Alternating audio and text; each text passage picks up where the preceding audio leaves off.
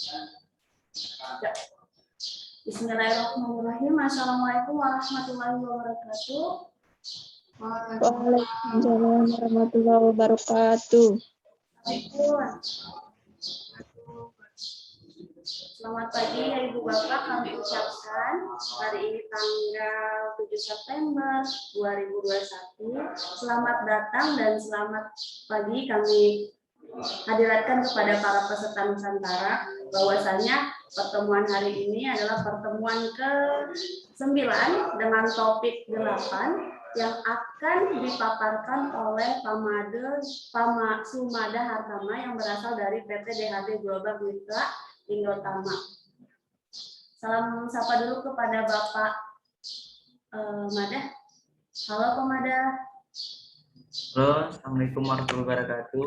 Selamat pagi, Bapak, Ibu-Ibu semuanya. Selamat pagi juga Bapak. Sudah siap ya Pak? Ini lagi PowerPoint-nya lagi bermasalah. Iya, baik kami saja yang screen dari sini. Oke. Siap. Langsung saja ya Pak ya, karena pemateri sudah hadir kepada Pak Mada. Sebelumnya saya bacakan dulu profilnya. Pak Mada berasal dari lulusan D3 Polinela, kemudian lanjut S1 Perikanan di Universitas Pekalongan, dan kemudian setelah lulus langsung bekerja di PT DHD Indotama, menjabat sebagai TPL dan divisi pakan. Seperti apa Pak Mada?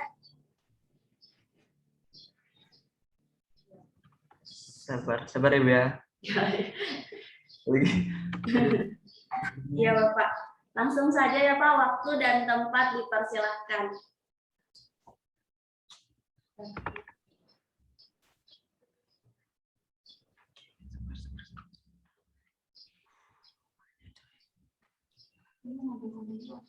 Kita aja.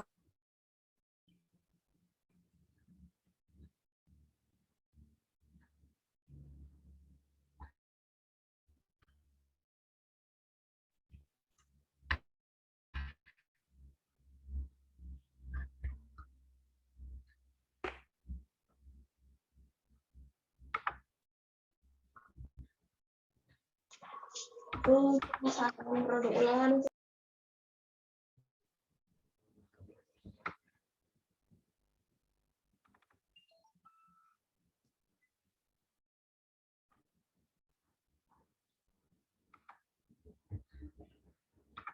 Baik, sebelumnya Assalamualaikum warahmatullahi wabarakatuh. Waalaikumsalam warahmatullahi wabarakatuh. Pagi buat Bapak-Bapak, Ibu-Ibu semuanya. Terima kasih yang telah diberi kesempatan pada hari ini untuk mempresentasikan atau kita sharing bareng dengan tema strategi pemasaran produk olahan hasil perikanan. Di sini sebelumnya perkenalkan dulu, nama saya Sumada Hartama. Saya posisinya bekerja sebagai PPL di PT DHD Global Mitra Indotama. Di sini saya mewakilkan rekan-rekan semua di PT DHD Global Mitra Indotama.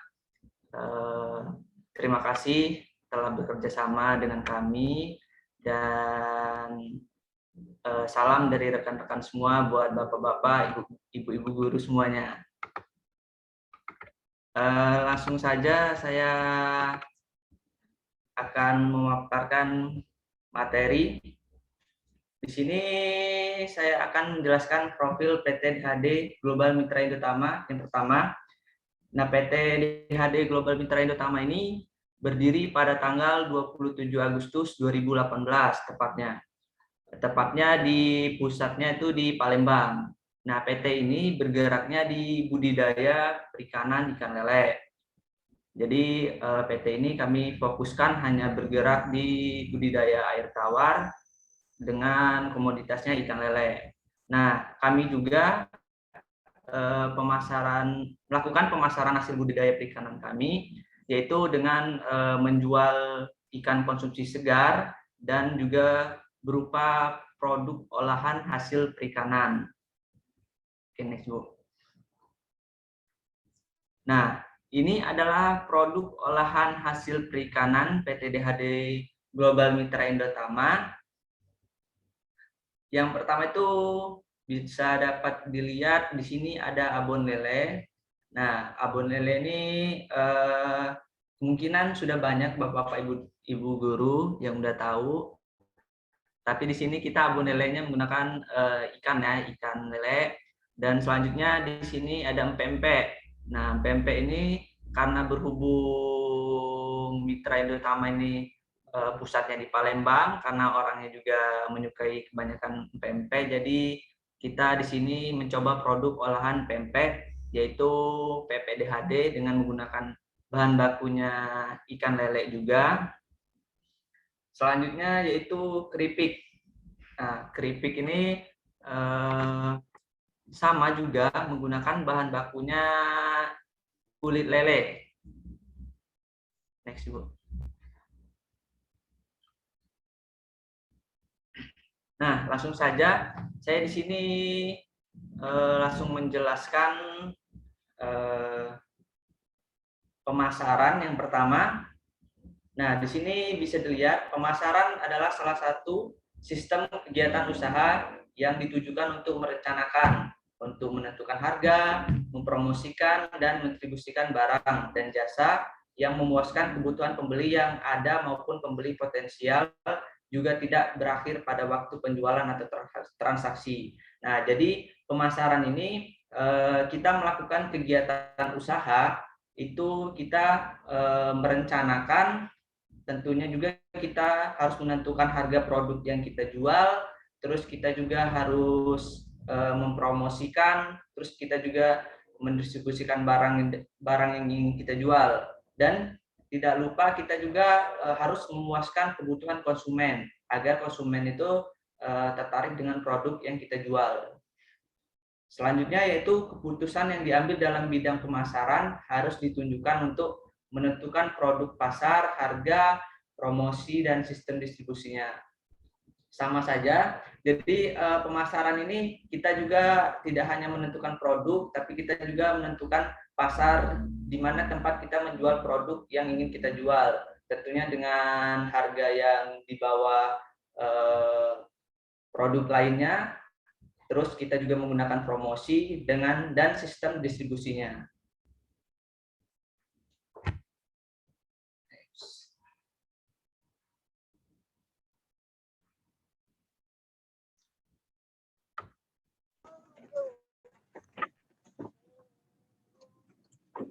Selanjutnya ini adalah beberapa bentuk kegunaan tata niaga.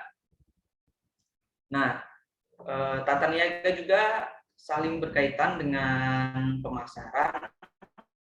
Nah, yang pertama itu tata niaga ini ada kegunaan bentuk. Nah, apa sih kegunaan bentuk itu? Kegunaan bentuk adalah kegiatan meningkatkan kegunaan barang dengan cara mengubah menjadi produk yang lebih bernilai. Nah, contohnya kan lele. Lele kan kita tahu penjualannya hanya kayak pecel lele gitu kan. Ya kebanyakan tahu orang-orang lele itu hanya digoreng atau dipanggang gitu kan. Nah, tapi di sini kita mencoba dengan olahan seperti kita membuat pempek tadi, dan kita juga membuat keripik lele, dan kita membuat abon juga. Nah, itu menjadi produk yang lebih bernilai, lebih berbeda gitu, dan lebih bervariasi.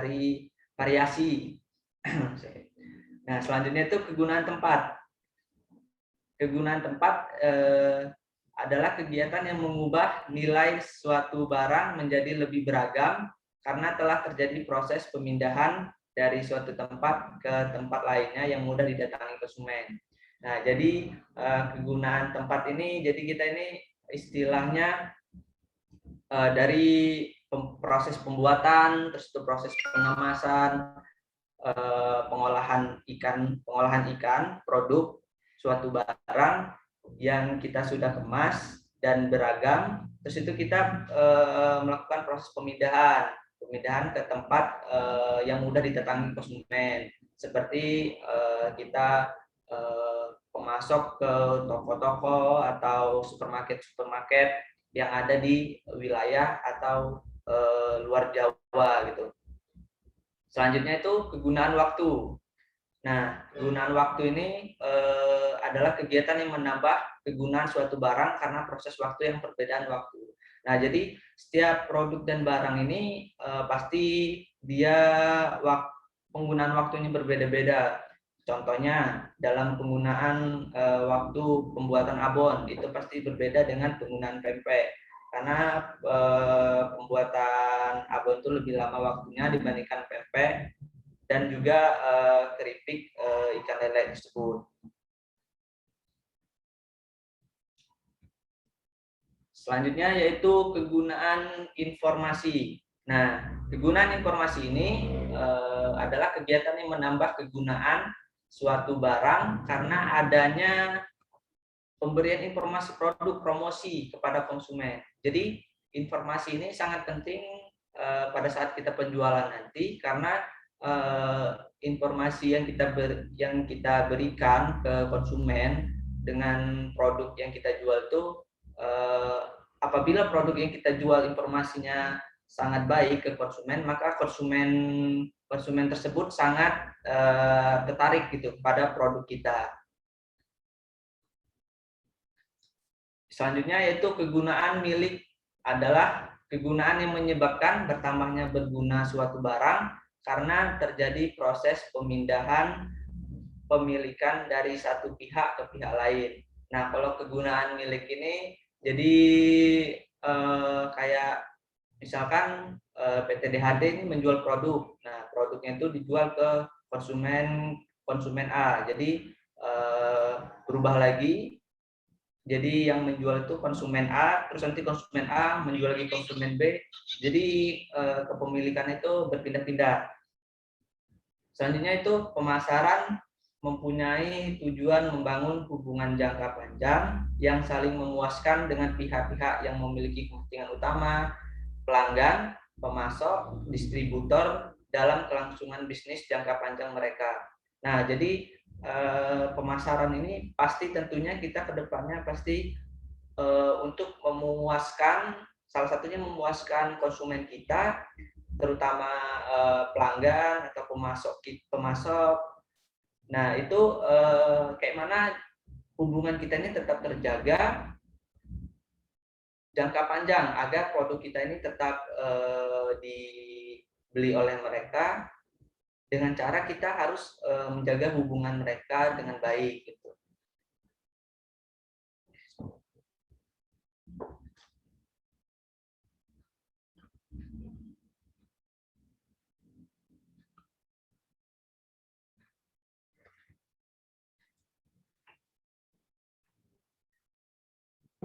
Next.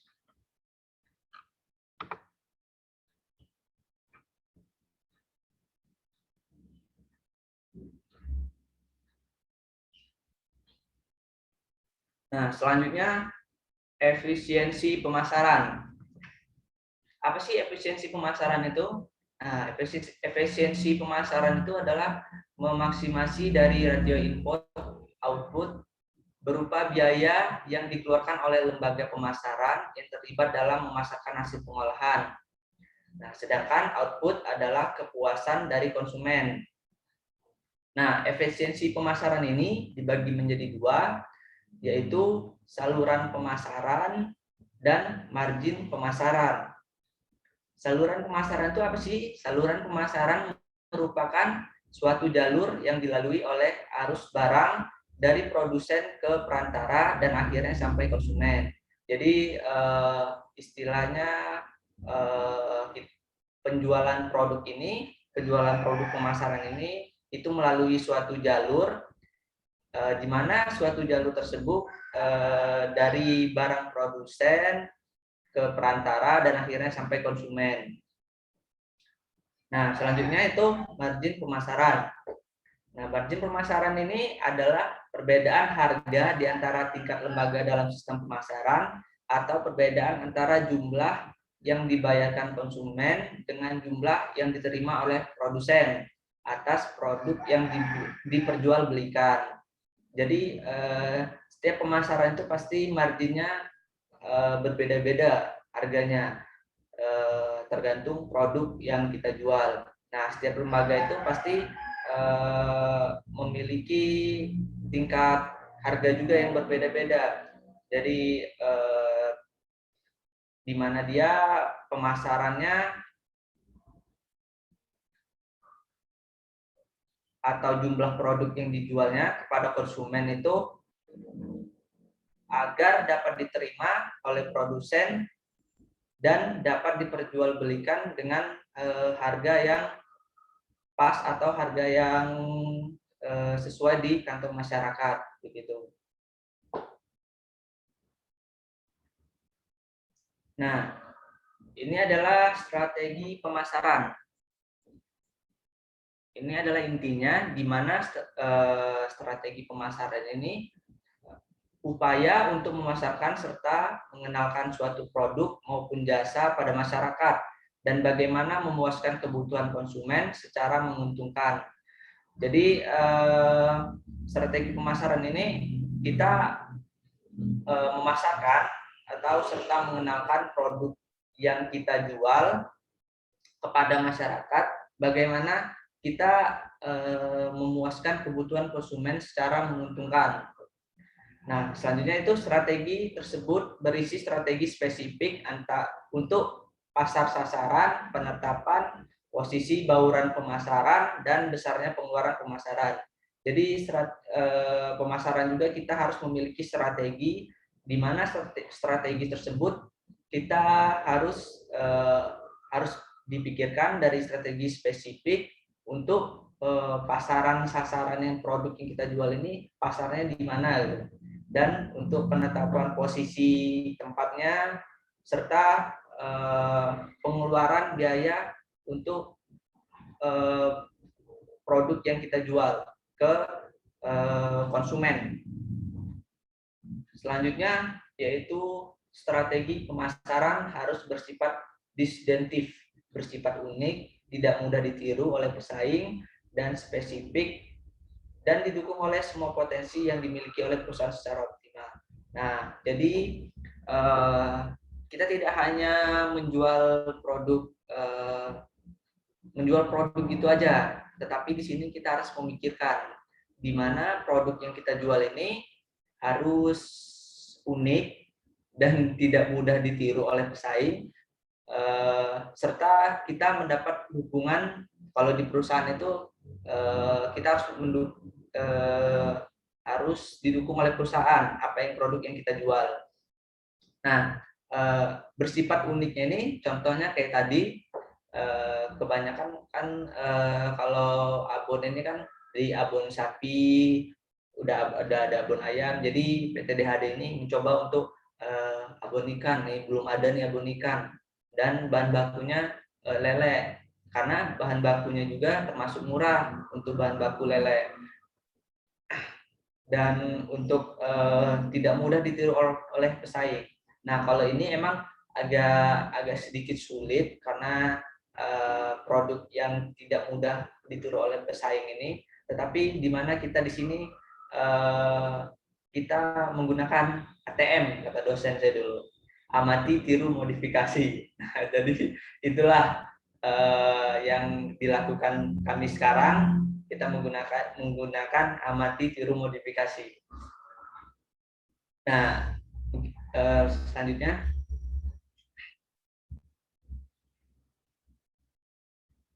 Nah, ini adalah proses pemasaran. Nah, proses pemasaran ini melalui beberapa tahap. Yang pertama itu kita harus memahami pasar dan kebutuhan serta keinginan pelanggan. Nah, jadi sebelum kita menjual produk kita yang kita jual, kita harus memahami pasar dan kebutuhan suatu pelanggan yang ingin kita jual. Jadi kita tidak hanya memasukkan produk kita di situ aja tanpa mengetahui kebutuhan orang ini. Misalkan kan kalau di Palembang tuh pempek, orangnya kebanyakan sukanya bukan pempek. Nah, jadi produk yang kita masukkan ke Palembang itu produk jenis olahan pempek. Jadi kan di sana pasti yang keinginan ingin memakan empempe itu pasti banyak. Jadi tepatnya di empempe ini menjualnya di Palembang gitu. Selanjutnya yaitu merancang strategi pemasaran yang digerakkan oleh pelanggan. Jadi tetap aja kita harus memiliki strategi dalam proses pemasaran, dan kita juga harus merancang strategi tersebut di mana kita memasarkan itu juga digerakkan oleh pelanggan, karena pastinya produk kita itu laku laris karena ada pelanggan yang bergerak dalam membeli produk kita. Nah, selanjutnya itu membangun program pemasaran terintegrasi yang memberikan nilai unggul. Jadi program pemasaran yang kita jual ini pastinya memberikan nilai unggul.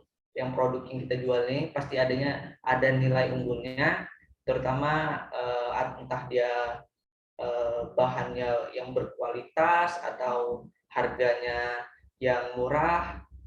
Akan lebih baik lagi bahan yang sangat berkualitas dengan harga yang murah itu pasti sangat disukai oleh pelanggan. Selanjutnya itu membangun hubungan yang menguntungkan dan menciptakan kepuasan pelanggan. Nah, ini sangat berpengaruh untuk proses pemasaran kita, karena hubungan yang baik pasti akan menguntungkan dan menciptakan kepuasan bagi pelanggan yang membeli produk kita. Tuh. Next.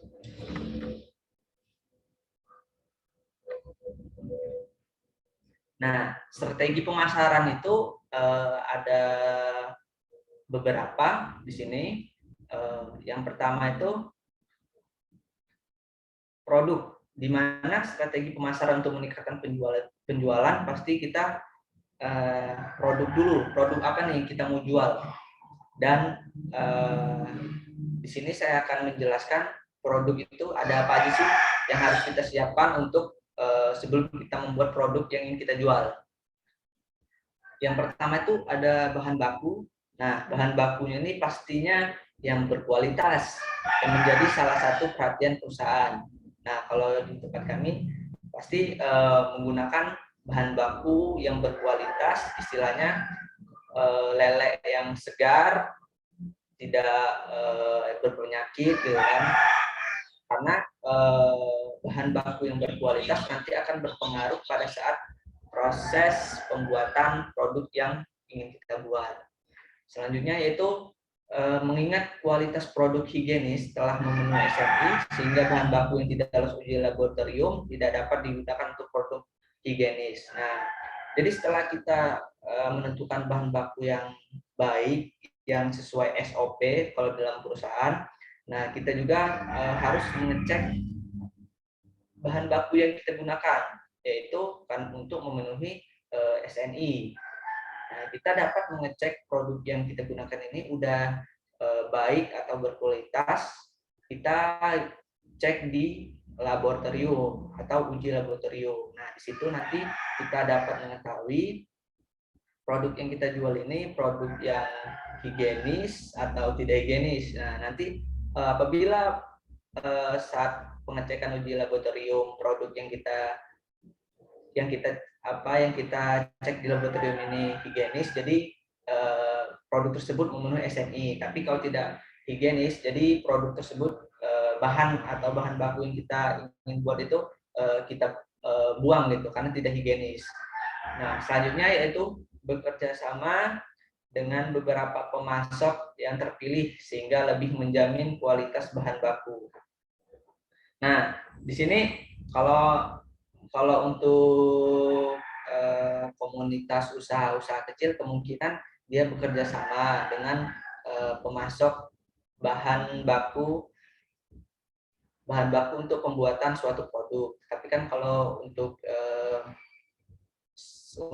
di DHD ini kami membudidayakan hasil budidaya kami sendiri. Kami tidak bekerja sama gitu, tapi kami menggunakan bahan olahan dari hasil budidaya kami sendiri. Selanjutnya itu menggunakan kemasan plastik, vakum, dan pengemasan higienis dengan 2 variasi. Nah, kemasan 2 variasi ini adalah kemasan plastik yang pertama, dan selanjutnya itu plastik dengan label. Nah, kemasan plastik ini dengan label berisi informasi komposisi produk, isi, jumlah, dan kemasan dan masa kadaluarsa. Nah, di mana kemasan ini sangat mempengaruhi untuk produk yang kita jual. Contohnya kan kalau di abon lele tadi itu dia menggunakan plastik yang ada keterangannya informasinya untuk bahan yang digunakan, terus komposisi produknya, serta jumlah berat abon lele dalam suatu dalam suatu kemasan tersebut. Dan juga ada masa kadaluarsanya, karena masa kadaluarsa ini sangat berpengaruh. Takutnya nanti apabila tidak ditulis di label atau di informasi tersebut, takutnya dapat membahayakan konsumen. Next. Nah, yang kedua adalah harga. Nah, harga ini penetapan harga produk yang dilakukan oleh pemilik usaha. Nah, jadi setelah kita membuat produk, tentunya kita harus memikirkan harga produk yang ingin kita jual. Berapa sih harga yang produk yang kita jual ke konsumen atau pelanggan masyarakat yang ingin membeli produk kita itu. Nah, penetapan harga ini didasarkan pada harga bahan baku, baik utama maupun pendamping, upah tenaga pengolah, biaya operasional, dan margin keuntungan yang disesuaikan dengan harga produk sejenis dari kompetitor. Jadi kita menentukan harga itu dapat kita lihat berdasarkan harga bahan baku yang kita beli dalam pembuatan produk yang kita buat tersebut, terus itu upah tenaga pengolahnya, upah tenaga pembuatan suatu produk tersebut, terus biaya operasionalnya, dan kita juga menghitung margin keuntungannya. Nah, di situ kita dapat menghitung secara keseluruhan dan nanti didapatkan harga berapa sih satu produk yang ingin kita jual. Nah, selanjutnya itu produk higienis. Biasanya dijual dalam kondisi beku dengan harga bervariasi tergantung ukuran dan jenis produk. Nah, harga juga kan tergantung berat atau banyaknya produk yang kita jual. Nah, itu dapat kita tentukan sendiri, dan juga kita bisa menjualnya dalam kondisi dengan keadaan beku atau dengan banyak bervariasi. Contohnya kalau abon lele ini dia tidak beku produk olahannya. Cuman kalau untuk pempek ini kita vakum, kita bekukan karena dia lebih awet untuk kedepannya. Nah, itu semua tergantung dari jenis produk yang ingin kita jual. Selanjutnya yaitu promosi. Promosi ini juga berkaitan dengan pemasaran produk yang ingin kita jual, di mana promosi adalah salah satu kegiatan pemasaran yang bertujuan untuk meningkatkan volume penjualan dengan cara mempengaruhi konsumen baik secara langsung maupun tidak langsung. Jadi promosi ini untuk menarik perhatian pembeli gitu. Kebanyakan sekarang ini penjual produk itu dia melakukan promosi. Kenapa? Karena istilahnya kayak ada yang beli satu gratis satu, beli dua gratis satu. Nah, itu dia untuk meningkatkan minat pembeli konsumen. Dan selanjutnya itu mempromosikan produk melalui beberapa cara, antara lain. Nah, ini promosi produk ini kita lakukan ada beberapa tahapan. Yang pertama itu pemasaran dari mulut ke mulut yang dilakukan oleh distributor dan konsumen yang puas dengan produk kita.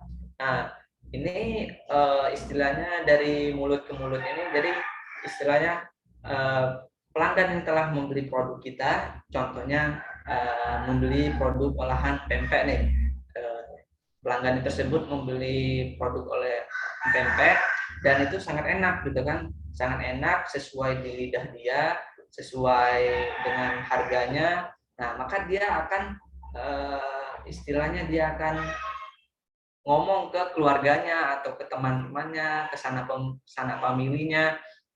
Dia akan menceritakan, wah kemarin saya beli pempek itu enak, katanya, harganya murah. Nah, di mana kata bisa dibeli? Di DHD. Nah, pasti kan makin nyebar dan produk yang dikeluarkan juga kan pasti akan terus. Dari situ juga kita dapat memasarkan.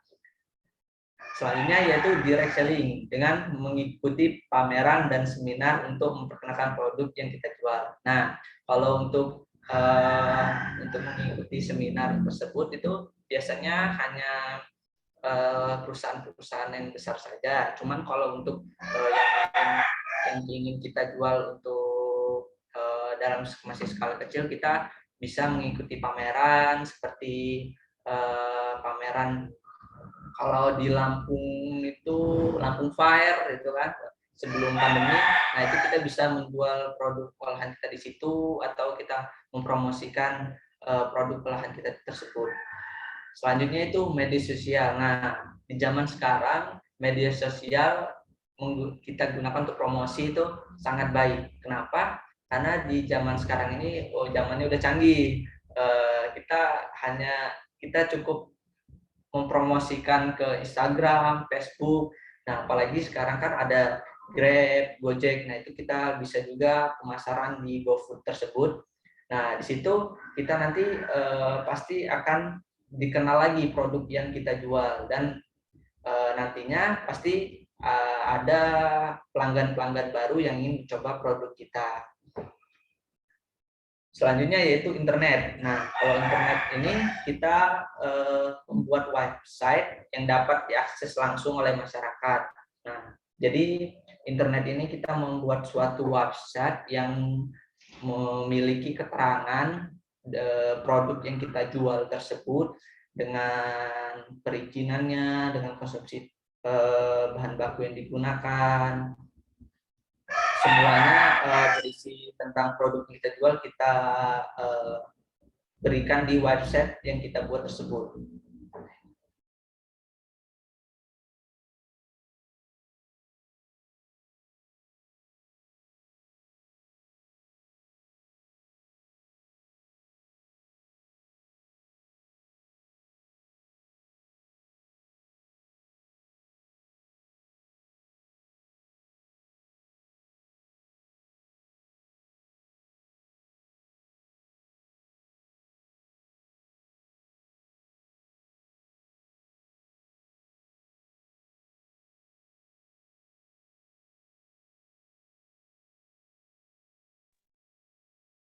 Oke, data Wi. Datamu Wi.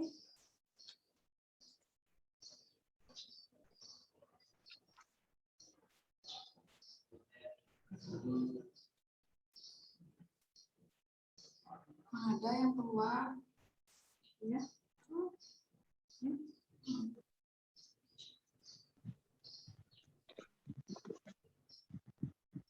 Coba.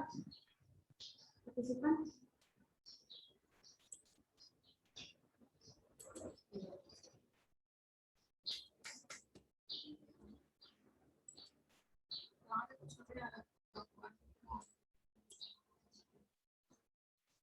Mohon maaf Ibu Bapak, pemateri sedang mengalami trouble gangguan sinyal. Mohon bersabar sebentar ya Ibu Bapak. Ini sedang dihubungi lebih lanjut untuk bergabung kembali di Zoom kita pagi ini.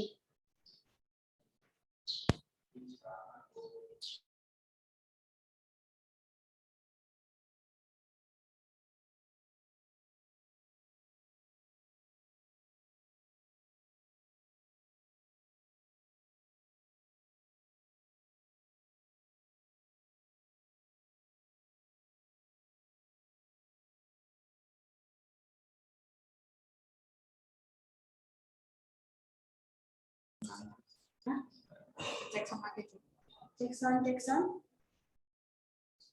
Apakah mendengar suara kami dari SMK Negeri 4? Netro, Bapak Ibu.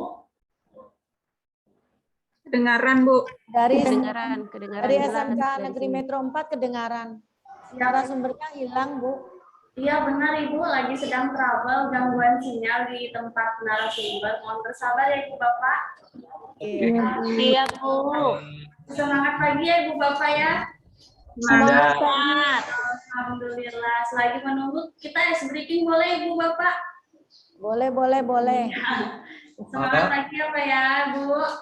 Kalau misalnya host bilang SMK bisa, peserta bilang jawabnya SMK hebat ya Ibu Bapak. Iya, Bu. Terus kalau host bilang SMK hebat, jawabnya SMK kuat. Ketika host bilang vokasi kuat, menguatkan Indonesia. Bapak Ibu boleh menyalakan dulu stikernya biar sama-sama kita terdengar suara semangatnya pagi hari ini. Ada penjelasan, Bu. Pak Ibu. Kita mulai ya Bu. Siap semua Ibu, Bapak? Siap. Ya. Ya Bu, 1, 2, 3. SMK bisa. SMK hebat. SMA hebat. SMK hebat. SMK kuat. Vokasi kuat.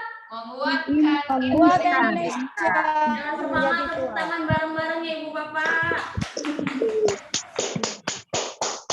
Alhamdulillah beberapa bergabung dan pemateri sudah bergabung kembali. Kita lanjut kembali Bu materinya kepada Pemada. Halo. Halo. Iya.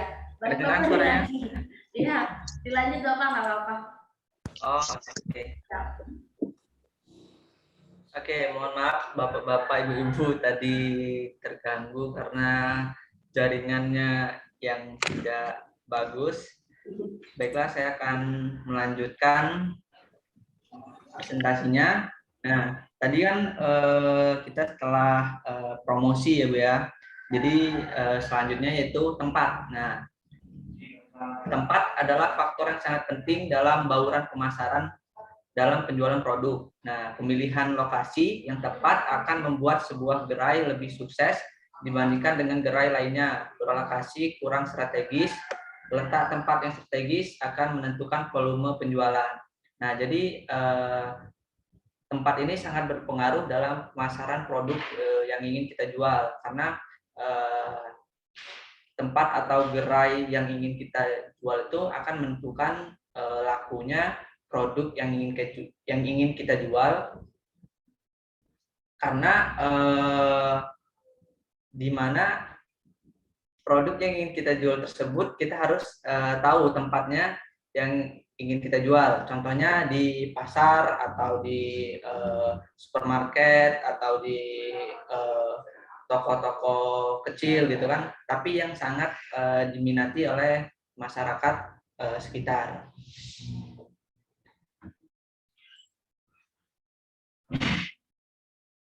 Next.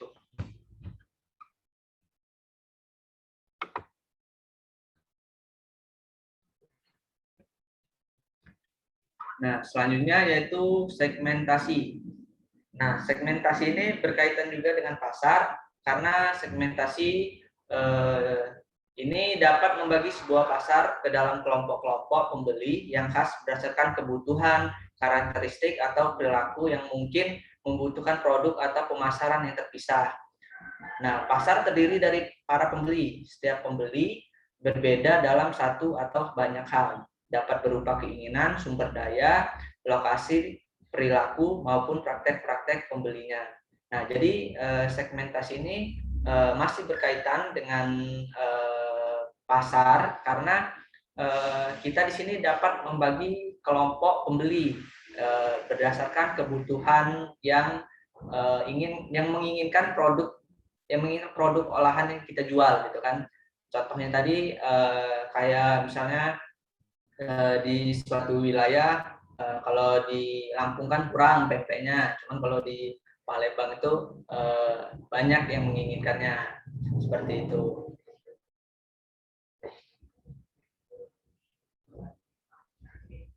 Nah, selanjutnya yaitu targeting. Nah, targeting itu menetapkan target pasar dengan persoalan bagaimana kita memilih, menyeleksi, dan menjangkau pasar. Nah, di sini targeting itu kita finishing istilahnya. Nah, di mana finishing tersebut kita Ada telurnya. Bikin bolu apa ada telurnya itu sisa saya.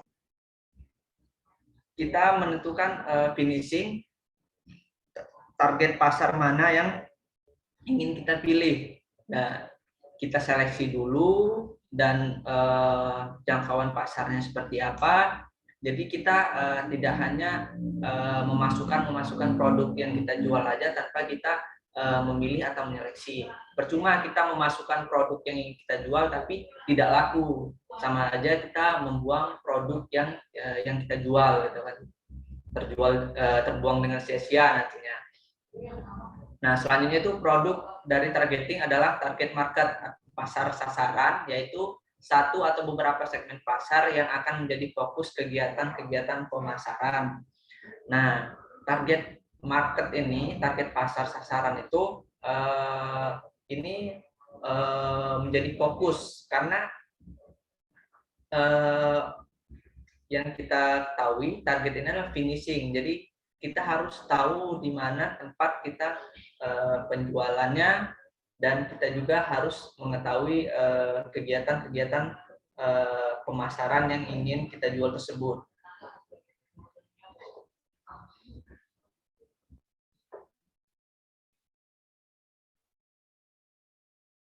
Nah, ini adalah selanjutnya terdapat 4 kriteria yang harus dipenuhi untuk mendapatkan pasar sasaran yang optimal, yaitu yang pertama itu responsif, yang kedua potensi penjualan, yang ketiga pertumbuhan memadai, yang keempat jangkauan media.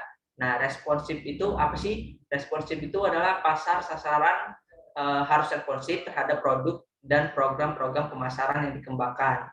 Jadi responsif itu pasar sasaran yang kita ingin target itu terhadap produk yang ingin kita jual, dan program-program pemasaran yang dikembangkan oleh contohnya kalau ini dari perusahaan kami, itu program-programnya apa aja pemasarannya. Nah, itu dapat dikembangkan ke pasar sasaran. Selanjutnya itu potensi penjualan. Nah, potensi penjualan ini harus cukup luas. Nah, karena semakin besar atau semakin luas pasar sasaran yang kita masuki, semakin besar pula nilainya dari produk yang membeli produk kita, gitu. Selanjutnya itu pertumbuhan memadai. Nah, di sini pertumbuhan memadai ini adalah pasar tidak dapat dengan segera bereaksi, pasar tumbuh perlahan-lahan sampai akhirnya berkembang pesat dan mencapai titik pendewasaan. Nah, jadi kita menjual produk kita ke pasar itu tidak langsung pasti banyak yang membeli produk yang kita jual. Pasti dia perlahan-lahan untuk orang mengenal produk kita, dan nanti sampai berkembang pesat dan mencapai titik pendewasaan. Selanjutnya itu jangkauan media. Nah, ini kan kembali lagi ke jangkauan media, karena jangkauan media ini berpengaruh juga untuk pasar sasaran. Dapat dicapai dengan optimal jika pemasaran tepat memilih media mempromosikan dan menekan pasarannya. Nah, media yang dimaksud tersebut tadi itu ya seperti Instagram, terus itu Facebook, GoFood, dan masih banyak yang lainnya. Selanjutnya itu positioning. Apa sih positioning ini? Adalah tindakan merancang tawaran dan citra perusahaan sehingga menempati posisi yang khas dibandingkan para pesaing di dalam benak pelanggan sasarannya. Nah, hasil akhir dari positioning ini adalah terciptanya proporsi nilai yang pas yang menjadi alasan bagi pelanggan untuk membeli. Jadi di mana di positioning ini hasil akhir untuk terciptanya, kok bisa sih pelanggan kita itu membeli produk olahan yang kita beli itu. Nah, jadi kita itu harus merancang tawaran, dan kita juga memperkenalkan produk yang dari produk kita tersebut Terus kita juga membandingkan harga para pesaing, dan kita juga menjual di bawah harga pesaing kita bisa, atau kita menggunakan tadi bahan yang lebih bagus dan harganya lebih murah, itu sangat pasti sangat disukai oleh pelanggan. Dan nanti pastinya pelanggan tersebut lebih memilih ke produk yang ingin kita jual gitu. Nah, di sini ada 7 pendekatan yang dapat digunakan untuk melakukan positioning. Nah, yang pertama itu positioning berdasarkan atribut. Manfaat bagi pelanggan adalah dengan jalan mengasosiasikan suatu produk dengan manfaat bagi pelanggan. Nah, atribut ini pasti sangat berpengaruh juga, karena dengan kita menggunakan atribut, maka kita dapat mensosialisikan suatu produk yang kita jual kepada pelanggan tersebut. Selanjutnya yang kedua tuh positioning berdasarkan harga dan kualitas. Nah ini, yaitu berusaha menciptakan kesan atau citra yang berkualitas tinggi, atau sebaliknya menekan harga murah sebagai indikator nilai. Jadi dengan harga dan kualitas pastinya kita menciptakan kesan produk yang kita jual ini pasti kesan yang sangat baik. Contohnya tadi itu harganya murah, kualitasnya sangat baik dengan menggunakan bahan olahan yang paling bagus gitu kan. Jadi kita terkenal olahan kita itu tidak basing-basing gitu. Selanjutnya itu positioning yang dilandasi dengan aspek penggunaan atau aplikasi. Nah ini sama saja yang di penggunaan aplikasi tadi, seperti Gojek tadi kan, kita menggunakan aplikasi juga. Selanjutnya positioning berdasarkan pemakai produk, yaitu mengaitkan produk dengan kepribadian atau tipe pemakai. Nah kalau ini lebih ke pemakai. Nah jadi istilahnya produk kita itu kita jual ke orang dengan kepribadian yang suka hobi memakan produk kita. Selanjutnya itu positioning berdasarkan kelas produk tertentu. Nah, ini positioning berdasarkan kelas produk tertentu ini setiap produk itu memiliki kelasnya masing-masing. Nah, kalau untuk abon kan pasti dia kelasnya di abon semua. Kalau untuk pempek itu kan ada bermacam produk olahan pempek dengan bahan yang berbeda-beda gitu. Begitu juga dan produk yang lainnya. Selanjutnya yaitu positioning berkenan dengan pesaing, yaitu dikaitkan dengan posisi persaingan. Nah, ini pasti sangat terjadi pada saat penjualan produk. Persaingan itu pasti akan terjadi karena setiap kita melakukan penjualan produk pasti ada aja yang mengikuti produk olahan yang kita jual, apalagi produk olahan kita jual itu sudah laku laris. Nah, yang saya bilang tadi pasti banyak orang yang amati meniru modifikasi dari produk yang kita jual. Tapi di mana kita di situ harus tetap mempertahankan produk yang kita jual dengan tetap kita menjaga kualitas dan ciri khas produk yang kita jual, agar produk tersebut tidak hilang dari keinginan pelanggan tersebut, tetap tahu mana produk yang berkualitas yang baik dengan harga yang murah. Selanjutnya itu positioning berdasarkan manfaat. Nah, berdasarkan manfaat ini apa sih manfaatnya dari produk yang kita jual gitu. Contohnya abon. Abon itu memiliki kaya akan gizi dan vitamin, untuk baik juga untuk pertumbuhan ini ya, untuk pertumbuhan anak-anak atau yang sudah dewasa juga. Nah, kalau untuk pempek ini dia lebih pertama untuk makanan aja, untuk makanan ringan yang lebih suka aja. Next ya, selanjutnya itu analisis SWOT. Nah, analisis SWOT ini adalah salah satu cara untuk mengidentifikasi berbagai faktor secara sistematis dalam rangka merumuskan strategi perusahaan.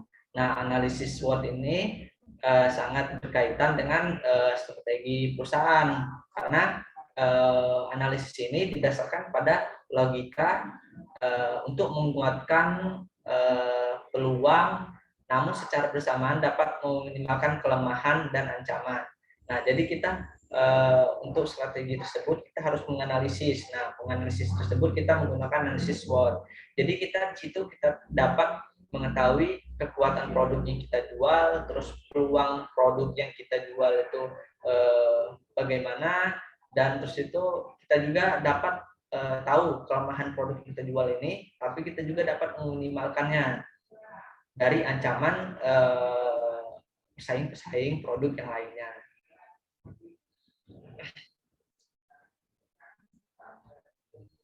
Nah, di sini analisis lingkungan internal. Nah, analisis lingkungan internal ini ada beberapa. Yang pertama itu analisis kekuatan, strength. Analisis kekuatan ini, setiap perusahaan perlu menilai kekuatan dan kelemahannya dibandingkan para pesaingnya. Selanjutnya itu penilaian tersebut dapat didasarkan pada faktor seperti teknologi, sumber daya finansial, kemampuan kemanufakturan, kekuatan pemasaran, dan basis pelanggan yang dimiliki. Nah, strength adalah keahlian atau kelebihan yang dimiliki oleh perusahaan dan pesaing. Jadi tadi sama sudah saya jelaskan di analisis SWOT tadi, analisis kekuatan ini pasti setiap perusahaan itu perlu, karena kita biar tahu kekuatan produk yang kita jual itu di mana dan kelemahannya dibandingkan para pesaing produk yang sama dengan menjual produk kita.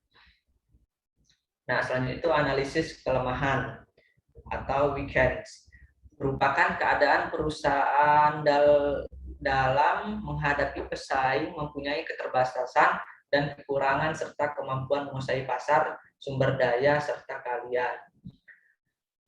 Keterbatasan dan kekurangan dalam hal sumber, keterampilan, dan kemampuan menjadi penghalang serius bagi kinerja organisasi yang memuaskan. Jadi analisis kelemahan ini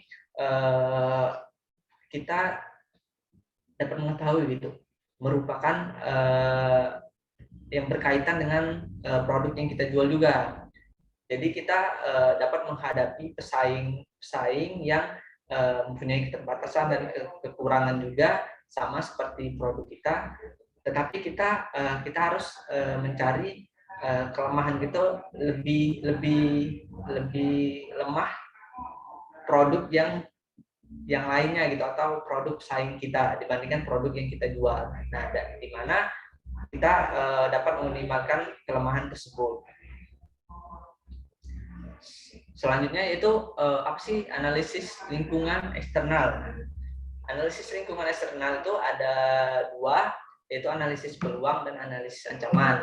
Nah, analisis peluang itu setiap perusahaan memiliki sumber daya yang membedakan dirinya dengan perusahaan lain.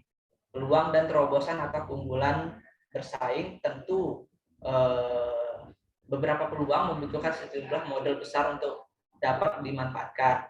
Nah, peluang pemasaran adalah suatu tempat di mana perusahaan dapat beroperasi secara menguntungkan. Jadi kita analisis peluang ini, setiap perusahaan itu pasti berbeda-beda analisisnya kan, di mana setiap perusahaan itu pasti mencari peluang atau terobosan untuk dapat menjual produk yang berbeda gitu, yang berbeda dengan terobosan yang baru, tapi tidak menggunakan jumlah modal yang cukup besar. Nah, selanjutnya itu analisis ancaman. Nah, analisis ancaman ini adalah tantangan yang diperlihatkan atau suatu perkembangan yang tidak menguntungkan dalam lingkungan yang bukan perusahaan. Jadi analisis ancaman ini yang tadi yang saya ceritakan tadi adalah analisis, termasuk ini analisis kelemahan suatu produk yang kita jual, karena di sini kita harus memahami dulu apabila kita terjadi ancaman pada produk kita, langkah apa yang harus kita lakukan, dan langkah-langkah tersebut kita harus menganalisis dengan cara analisis SWOT tadi. Nah, ancaman faktor-faktor lingkungan yang tidak menentukan suatu bisnis, ancaman akan menjadi suatu ganjalan bagi suatu bisnis yang bersangkutan, baik untuk masa sekarang maupun masa depan. Karena oleh itu, di perusahaan melakukan analisis SWOT tadi yang sudah dijelaskan.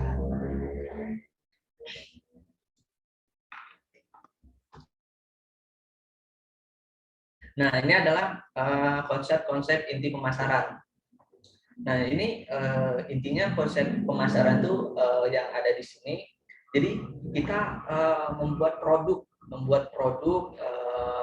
istilahnya kita membuat produk yang gambar rumah ini, kita ini membuat produk langsung kita menjual ke ke konsumen, atau kita memasarkan, terus konsumen tersebut memiliki nilai kepuasan dan mutu, terus konsumen tersebut dapat mengambil produk dari kita dan menjualnya lagi ke pasar, terus bertukar transaksi dan hubungan tetap terjaga, dan penjualan pasar juga terus meningkat, maka kebutuhan dan keinginan serta permintaan produk yang kita jual itu akan terus meningkat, dan pengolahan yang kita jual akan terus tetap berjalan.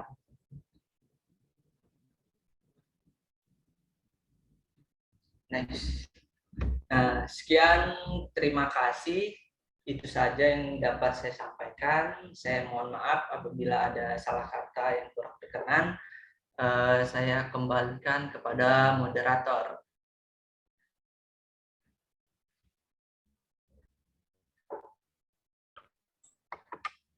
Iya, baik Pak Mada, terima kasih atas pemaparan materi yang luar biasa untuk pagi hari ini. Selanjutnya adalah waktu diskusi Bapak Ibu.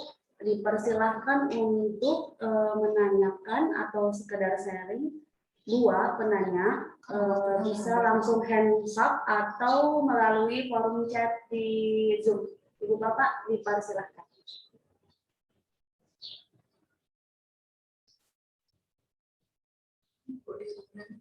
Ya, langsung saja Ibu Dian Andriani, dipersilakan Ibu dinyalakan saja itunya suaranya.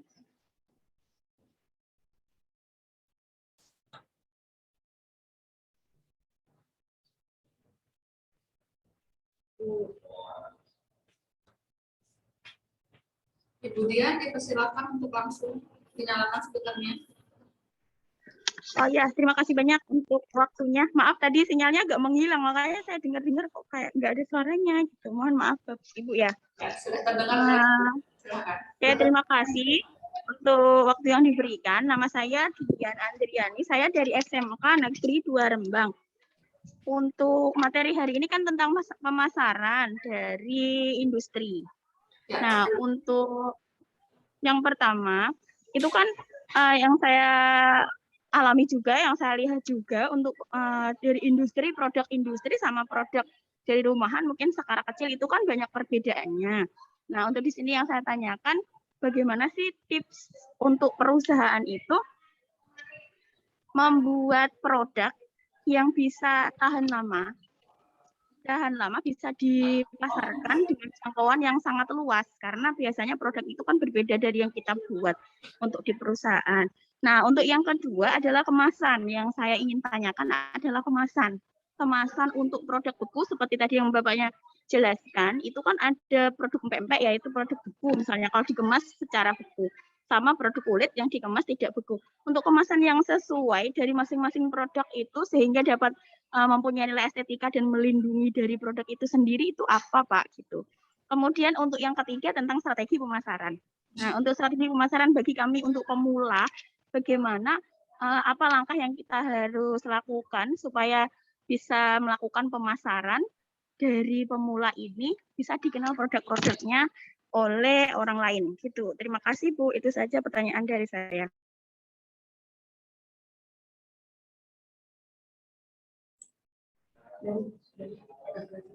Dari Pak Sugi. Kepada Pak Sugi dipersilahkan Bapak. Assalamualaikum warahmatullahi wabarakatuh. Waalaikumsalam warahmatullahi wabarakatuh. Perkenalkan, nama saya Agustiawan Sugiharto dari SMKN 1 Bojong Picung Cianjur, Jawa Barat. Ibu, saya mau bertanya, bagaimana cara mengantisipasi ancaman pasar yang merugikan produk perusahaan kita? Ancaman pasar. Oke, itu saja Pak. Ya, Siap, terima kasih. Bagaimana Pak Mada?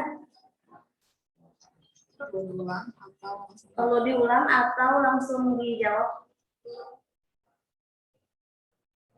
Pak Mada sepertinya sinyalnya. Speakernya belum nyala, Pak Mada. Oh ya, tolong dibantu untuk ulang. dibacakan kembali untuk pertanyaan Budian tadi. Dari Budian ya Bapak, dari SMK Negeri 2 Rembang bertanya ada 3 pertanyaan. Yang pertama, tips Kita bahas satu persatu dulu aja, Bu. satu-satu. Yang pertama, Oh, iya. pertanyaan pertama itu tips perusahaan membuat produk bagaimana tahan lama sehingga bisa didistribusikan luas seperti itu Pak. Baik, terima kasih. Saya akan mencoba untuk menjawab dari pertanyaan Bu Dian Andra ini. Bagaimana tips untuk membuat produk olahan untuk bisa tahan lama gitu ya. Jadi kalau untuk di DHD Global Mitra Utama ini, kita kan menggunakan tahan lama itu kita di sini kita lihat juga olahan produk yang kita jual itu biasanya dia menggunakan produk kering. Nah, kenapa? Karena olahan produk kering tersebut pasti akan tahan lama. Contohnya ini abon lele ini dia tahan lama. Ini di kemarin tuh dibuat pada tahun 2020 sampai nanti dia baik digunakan sebelum tahun 2023. Nah, kenapa kami memilih abon lele ini? Karena ini dapat tahan lama karena olahannya kering. Nah, sedangkan untuk yang tidak tahan lama tadi itu empek-empek. Nah, empek itu dia ada batas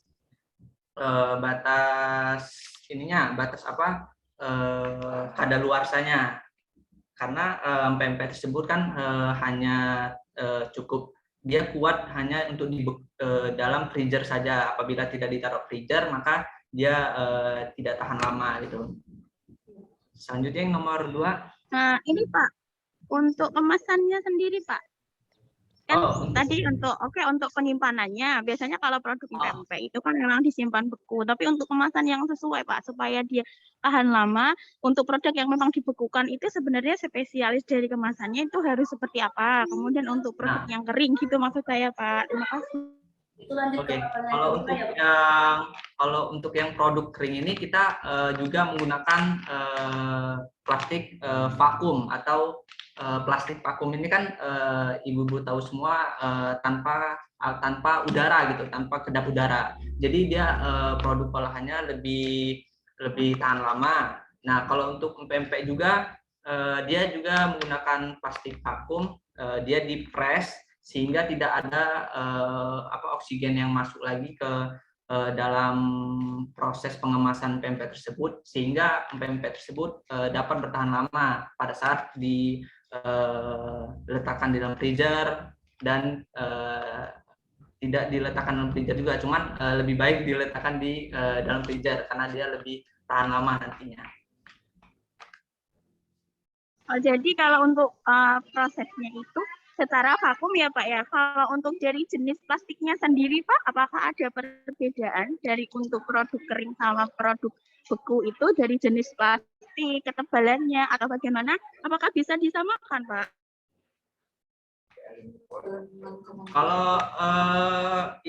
Kalau untuk yang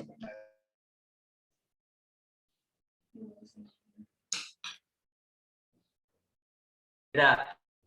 Kalau untuk yang DHD abon lele ini dia menggunakan plastik yang terdapat aluminium foilnya. Cuman kalau untuk yang pempek itu dia hanya dengan plastik vakum saja Bu, dengan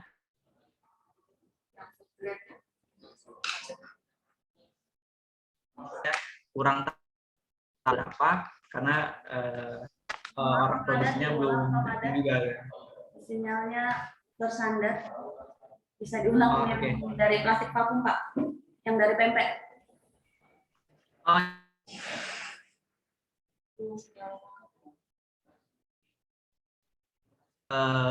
tidak menggunakan plastik abonele ini. Kalau abonele ini kan menggunakan dia menggunakan bahan plastik yang ada aluminium foilnya. Tapi kalau untuk empek-empek tersebut itu dia menggunakan plastik vakum aja saja, Bu. Cuman dia memiliki emang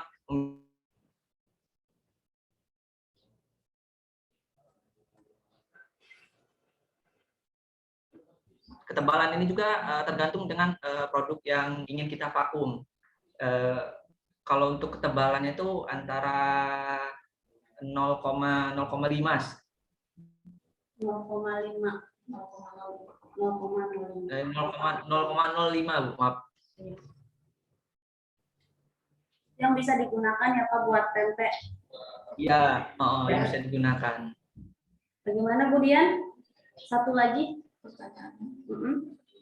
Strategi pemasaran bagi pemula. Yang inti Oke, ini strategi pemasaran pemula Pak Mada. Oke, ini dari Pak Sugih ya Bu ya? Belum Pak, masih Bu Dian. Oh, masih Bu Dian? Bu Dian tadi bertanya 3 pertanyaan. Yang terakhir, strategi pemasaran untuk pemula itu seperti apa ya Pak? Gitu. Oke, strategi pemasaran untuk pemula itu, jadi kita harus menentukan juga produk yang pertama itu kita harus menentukan nih produk yang ingin kita jual itu apa. Selanjutnya kualitas bahan baku yang ingin kita gunakan itu apa saja. Kalau misalnya kita low budget itu kita contohnya kita juga bisa menggunakan produk olahan pempek tadi. Pempek itu lumayan, budgetnya itu masih cukup kecil, cukup ringan karena dia bisa menggunakan bahan baku pempek dan pembuatan bahan baku pempek lainnya. Nah, terus itu kita juga harus membaca di mana produk yang kita jual itu dapat diterima di masyarakat atau pelanggan, serta kita tahu target pasar yang kita ingin jual produk tersebut itu di mana. Contohnya, ibu mau mulai jual di mana nih? Atau ibu mau buka warung pempek gitu, warung pempek bisa dapat dilakukan di rumah ibu sendiri. Nah, tapi ibu harus melihat masyarakat yang ada di sekitar ibu itu suka nggak gitu dengan pempek atau suka dengan abon lelenya atau dengan produk olahan lainnya yang berkaitan dengan ikan lele. Jadi kita harus membaca situasi pasaran yang ada di lingkungan kita dulu, Bu. Baru kita dapat menentukan produk olahan yang ingin kita jual. Begitu, Bu.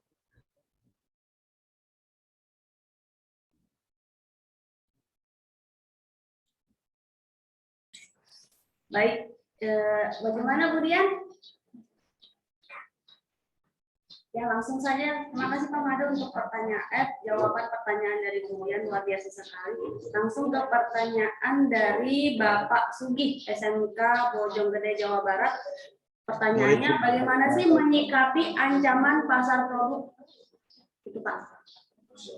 Bagaimana menyikapi?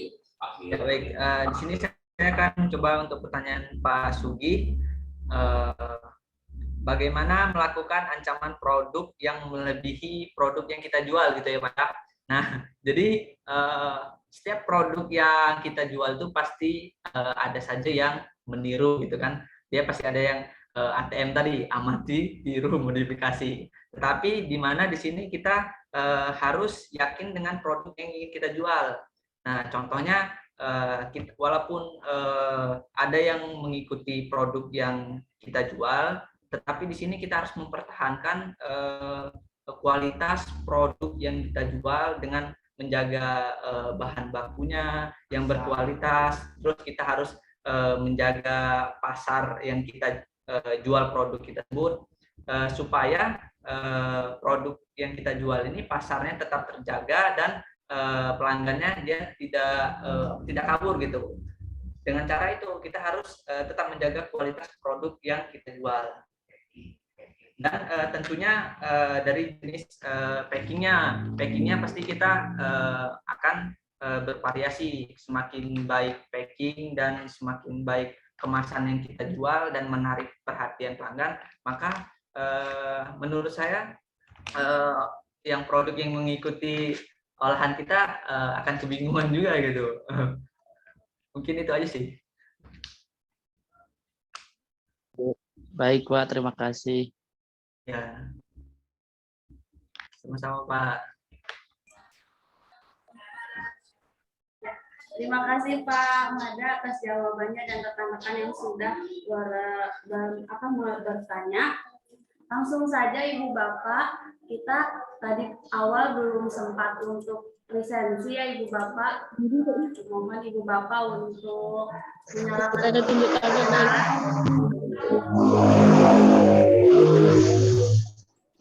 menyalakan videonya sebentar untuk dilakukan pengambilan foto bersama. Bagi Bapak Ibu dipersilakan untuk mengaktifkan videonya dulu Pak Ibu. Kita sama-sama berpose Ibu Bapak dan juga Pak Mada. Kita berunik deh. Yuk, kita hitung ya Ibu. SMK hebat. 1, 2, 3. 3. Boleh sekali lagi? Boleh Ibu Bapak sekali lagi. Kita masih belum menyalakan kameranya. 1, 2, 3. Baik, terima kasih Ibu Bapak. Alhamdulillah untuk sesi pagi ini berjalan dengan baik. Kemudian sesi selanjutnya akan dilaksanakan di tanggal 9 September ya Ibu Bapak, hari Kamis, mengenai syarat-syarat penugasan. Seperti itu Bapak. Saya harap Ibu Bapak masih semangat untuk hadir dalam pertemuan terakhir kita hari Kamis tanggal 9 September 2021. Bagaimana Pak Mada? Apakah ada final statement untuk Ibu Bapak Guru untuk mengakhiri kegiatan pagi kita hari ini? Dibuka dulu Pak speakernya. Oke, baik. Saya tadi mengucapkan terima kasih kepada guru-guru semuanya, SMK, guru-guru SMK dengan tema Camp Kreatif Guru SMK Indonesia. Semoga acaranya berjalan sampai akhir dengan lancar. Dan saya mewakili manajemen serta jajaran PT DHD Global Mitra Indra Utama. Salam hangat dari kami semua. Terima kasih. Mohon maaf tidak bisa ikut dalam seminar hari ini, tapi mereka menyampaikan salam kepada bapak-bapak, ibu guru semuanya. Ya mungkin itu saja, dan sedikit kata-kata kata-kata buat bapak-bapak, ibu guru semuanya. Dari saya, teruslah berusaha, jangan pernah takut mengalami kegagalan, karena setiap orang yang sukses pasti pernah mengalami kegagalan, dan tidak pernah ada kata gagal bagi ingin terus berusaha. Mungkin itu saja, terima kasih. Saya mohon maaf apabila ada salah kata dalam penyampaian saya. Saya akhiri, wassalamualaikum warahmatullahi wabarakatuh. Waalaikumsalam warahmatullahi wabarakatuh. Kami juga SMK Negeri 4 mengucapkan terima kasih untuk Pak Mada atas pemaparan materi dan Ibu Bapak yang selalu semangat mengikuti pembelajaran kita. Sedikit pantun Ibu Bapak untuk menyemangati semangat hari ini. Yuk, papan lama terpecah belah, anak menangis meminta bola. Jangan menyerah, jangan kalah. Semangat kita selalu menyala. Kami SMK Negeri 4 undur diri. Wabillahi taufiq wal hidayah. Wassalamualaikum warahmatullahi wabarakatuh. Waalaikumsalam warahmatullahi wabarakatuh. Salam semangat, salam sehat.